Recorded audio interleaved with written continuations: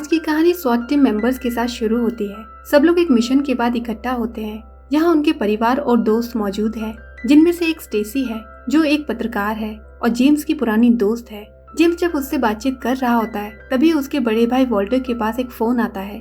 Walter परेशान लग रहा है। वो जल्दी से फोन को लेकर घर के अंदर चला जाता है। जेम्स जानने के लिए उसका पीछा करता है। वॉल्टर कहता है कि सब कुछ ठीक है और वो खुद ही इसे संभाल लेगा। इसके बाद वो अपने पत्नी के साथ घर चला जाता है। शाम को जब जेम्स आराम कर रहा होता है तो उसका फोन बजता है। फोन पर वॉल्टर की पत्नी है जो उसे बताती है कि वॉल्टर की मृत्यु हो गई है। जेम्स दौड़कर वॉल्टर के घर जाता है और पाता है कि वॉल्टर की गर्दन पर एक कट लगा है जिससे उसकी हत्या कर दी गई है। जब जेम्स अपने घर वापस लौटता है तो उसे क्लिफ का फोन आता है जो खतरे में है और मदद मांगता है। जेम्स क्लिफ के अपार्टमेंट में पहुंचने के लिए दौड़ता है लेकिन बहुत देर हो चुकी है। क्लिफ को भी इसी तरह से एक कट के साथ मार दिया गया है। जेम्स क्लिफ के फोन को चेक करता है। फोन पर किसी बिल ओब्रायन नाम से एक मैसेज आता है। जेम्स क्लिफ के अपार्टमेंट की तलाशी लेना शुरू करता है। जब वो एक कमरे में जाता है तो उस पर एक आदमी हमला कर देता है। जेम्स वापस उससे लड़ता है और हमलावर को हरा देता है। फिर वो उस आदमी से पूछता है कि वो कौन है और किसके लिए काम करता है, लेकिन वो आदमी बात करने से इनकार कर देता है। जब उसने उसे कोई जानकारी नहीं दी तो जेम्स ने उस आदमी को गोली मार दी। इसके बाद जेम्स अपने सबसे अच्छे दोस्त लेफ्टिनेंट रॉस से मिलने जाता है। रॉस अफगानिस्तान वॉर में वॉल्टर और क्लिफ का बॉस था। जेम्स ने रॉस को बताया कि वॉल्टर और क्लिफ मारे जा चुके हैं। रॉस ने उसे बदला लेने की बजाय पुलिस को इन्वेस्टिगेशन सौंपने की सलाह दी, लेकिन बदले का जुनून जेम्स पर हावी है। उसने खुद ही वॉल्टर और क्लिफ के हत्यारों को ढूंढने का फैसला किया। उसने रॉस से पूछा क्या वो बिल ओब्रायन नाम से किसी आदमी को जानता है। रॉस ने बताया कि ओब्रायन उसकी अफगानिस्तान टीम में था। जेम्स जब बाहर निकलता है ठीक उसी समय क्लिफ के फोन पर ओब्रायन का कॉल आता है, लेकिन जैसे ही जेम्स फोन उठाता है कॉल कट जाता है। इससे जेम्स को और भी पक्का हो गया कि ओब्रायन क्लिफ और वॉल्टर की मौत में शामिल है। इसी बीच टेड बॉवर नाम के एक बिजनेसमैन को दिखाया जाता है जिसने सबसे बेहतरीन हिटमैन रे को हायर किया है क्योंकि उसके $4 करोड़ की चोरी हो गई है। उसने रे को जांच शुरू करने के लिए कहा और कहा कि लेफ्टिनेंट रॉस से वो पूछताछ करे। रे मिलने के लिए रॉस के पास जाता है। वो उससे पूछता है कि पैसा किसने चुराया है। रॉस ने झूठ बोलते हुए कहा कि वॉल्टर और क्लिफ ने चुराया था और उसने उन्हें मार डाला है। उसने रे को ये भी बताया कि वो पैसा शायद अब जेम्स के पास ही होगा।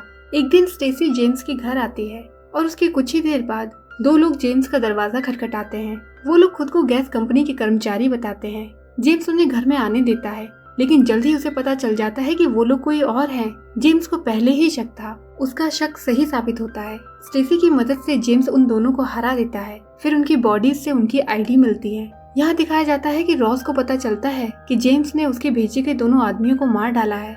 वहीं जेम्स ओब्रायन के बारे में जानकारी पाने के लिए मिलिट्री डेटाबेस को हैक कर लेता है और आखिरकार उसका पता ढूंढ निकालता है। इसी दौरान जेम्स सैम को फोन करके उसे सावधान रहने की चेतावनी देता है। कुछ ही देर बाद जेम्स ओब्रायन के खाली घर पर पहुंचता है। वहां उसे कुछ लोग घर में घुसने की कोशिश करते हुए दिखाई देते हैं। जेम्स समझ जाता है कि ये लोग उसे पकड़ने के लिए ही आए हैं। अपने मिलिट्री स्किल्स और लड़ाई के हुनर की वजह से वो उन सभी पर भारी पड़ता है।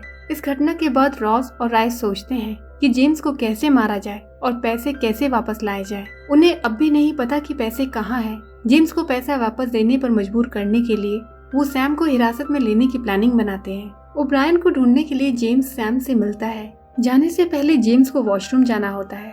जैसे ही वो अंदर जाता है एक आदमी सिरिंज लेकर उसका पीछा करता है। इससे पहले कि वो उसे इंजेक्शन लगा सके जेम्स उस आदमी को पकड़ लेता है। वो उस आदमी से पूछता है कि उसे किसने भेजा है, लेकिन वो आदमी कहता है कि अगर वो कुछ बोला तो उसे और उसके परिवार को मार दिया जाएगा। बिना समय गवाए जेम्स उस आदमी को वहीं सिरिंज लगा देता है। इसके बाद जेम्स को अपने मिलिट्री फ्रेंड से कुछ जानकारी मिलती है। वो एक बार में जाता है जहाँ ओब्रायन अक्सर जाया करता है। जेम्स वहाँ पर बात करने की कोशिश करता है पर कुछ लोग उसे वहाँ से चले जाने के लिए कहते हैं, लेकिन उसकी वहाँ उन लोगों से लड़ाई हो जाती है। फिर ओब्रायन वहाँ से निकलकर अपनी कार में बैठने जाता है, लेकिन जेम्स पहले से ही उसकी कार के अंदर मौजूद है। जेम्स ओब्रायन से क्लिफ और वॉल्टर के साथ उसके संबंध के बारे में पूछता है। ओब्रायन बताता है कि वो लोग उसके दोस्त थे। वो कहता है कि अफगानिस्तान में लेफ्टिनेंट रॉस ने उसे एक इलीगल काम में जबरदस्ती शामिल किया था। ये काम मारे गए सैनिकों के शरीर में ड्रग्स छिपाकर अफगानिस्तान से अमेरिका तक तस्करी करना था। क्लिफ और वॉल्टर को इस काम में शामिल होने के लिए मजबूर किया गया था।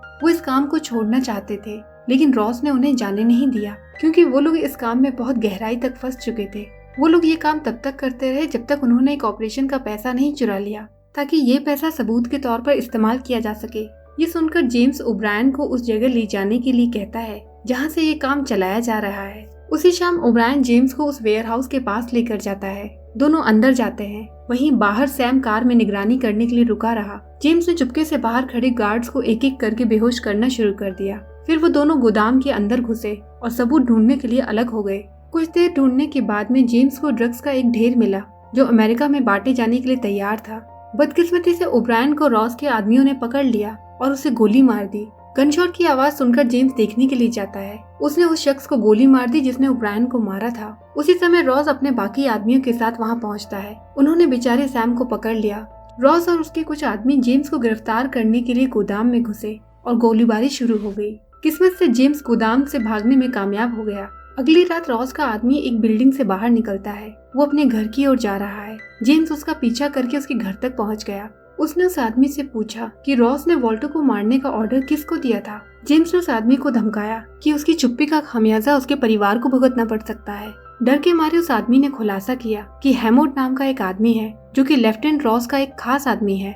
उसने वॉल्टर को मार डाला था। जानकारी मिलने के बाद जेम्स ने उसे भी मार डाला। अगले दिन रॉस जेम्स को फोन करता है और चुराए हुए पैसों के बदले सैम को रिहा करने की ऑफर करता है। जेम्स को नहीं पता कि पैसे कहाँ हैं, फिर भी वो इस डील के लिए राजी हो जाता है। बदकिस्मती से रॉस अपना वादा तोड़ देता है। रॉस के आदमी सैम को मार देते हैं। इससे पहले कि जेम्स कुछ कर पाए वो उसे भी गोली मार देता है। जेम्स को पकड़कर वो लोग एक जगह ले जाते हैं। ये आदमी कहता है कि वही हैमोड है जिसने वॉल्टर को मारा था। जेम्स रे को भी देखता है जिसे वो स्पेशल फोर्स में काम करने की वजह से जानता था। उसे उम्मीद नहीं थी कि रे हिटमैन बन जाएगा। रे जेम्स से पूछता है कि चोरी हुआ पैसा कहाँ है, लेकिन जेम्स जवाब नहीं देता। फिर वो लोग वॉल्टर की पत्नी को सामने ले आते हैं जिसे उन्होंने किडनैप कर लिया है। जेम्स को घबराहट होने लगती है। वो बताता है कि उसे पैसों के बारे में कुछ नहीं पता। उसने सिर्फ सैम को बचाने के लिए जानने का नाटक किया था। कुछ ही देर बाद रॉस बिल्डिंग पर पहुंचता है।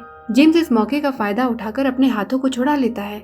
जब हैमोड वापस आता है तो जेम्स तैयार रहता है। वो हैमोड को लकड़ी के ब्लॉक से मारता है और उसे जान से मार देता है। बाहर निकलकर उसकी मुलाकात रे और रॉस से होती है। रे पहले जेम्स का साथी था, लेकिन अब वो एक बुरा आदमी बन चुका है। उनके बीच लड़ाई होती है और जेम्स रे को मार देता है। इसके बाद रॉस भागने की कोशिश करता है, लेकिन जेम्स उसे पकड़ लेता है। उन दोनों के बीच फाइट होती है और जेम्स जीत जाता है। आखिर में जेम्स स्टेसी से कहता है कि रॉस के बारे में दुनिया को बताया जाना चाहिए ताकि ऐसा दोबारा ना हो। फिर जेम्स उस दिन को याद करता है जब वो लोग आखिरी दिन मिले थे, जहाँ उसका भाई खड़ा था। वहाँ खुदाई करने पर उसे करोड़ों रुपए मिलते हैं। जेम्स को पता चलता है कि ये सब वॉल्टर ने पहले से ही सोच रखा था। वो खुश है कि इन पैसों का इस्तेमाल अब युद्ध में लड़ने वाले सैनिकों की मदद के लिए किया जा सकता है, ताकि सेना से बाहर निकलने के बाद कोई और सैनिक बुरे रास्ते पर ना चले। और ये कहानी यही खत्म हो जाती है। वीडियो पसंद आए तो इसे लाइक जरूर कीजिएगा। इस कहानी के बारे में अपने कमेंट्स हमसे जरूर साझा कीजिए। मिलते हैं आपसे अगले वीडियो में। तब तक अपना और अपनों का ख्याल रखिए। बाय बाय दोस्तों।